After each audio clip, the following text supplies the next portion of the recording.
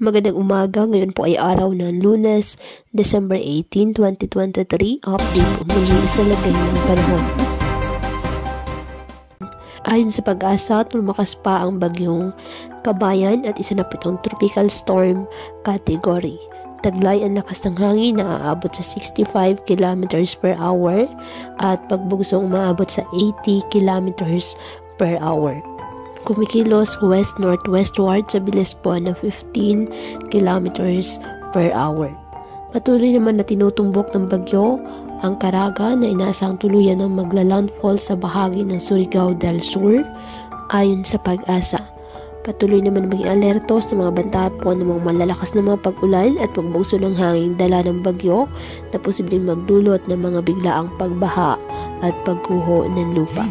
Samantala, nakataas na ngayon ang signal number 2 sa Dinagat Island, Surigao del Norte, Siargao and Bukas Grande Island, Surigao del Sur, the northern portion of Agusan del Norte, the eastern portion of Agusan del Sur, and the northern portion of Davao Oriental, habang signal number 1 sa southern Leyte, the southern portion of Samar, the southern portion of eastern Samar, Cebu, including Camotes Islands and Bantayan Islands, Bohol, Siquijor, Negros Oriental, Negros Occidental, the rest of Agusan del Norte, the rest of Agusan del Sur, the central portion of Davao Oriental, Davao de Oro, Davao del Norte, Davao City, Camiguin, Misamis Oriental, Misamis Occidental, Lanao del Norte, Lanao del Sur, the northern portion of Maguindanao del Norte, the northern portion of Cotabato, the northern portion of Zamboanga del Sur, and the northern portion of Zamboanga del Norte.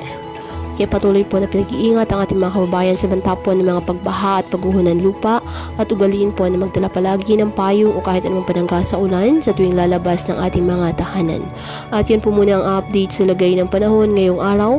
Muli patuloy po tayo na mag-ingat at palaging tandaan, God loves you. Stay safe and God bless.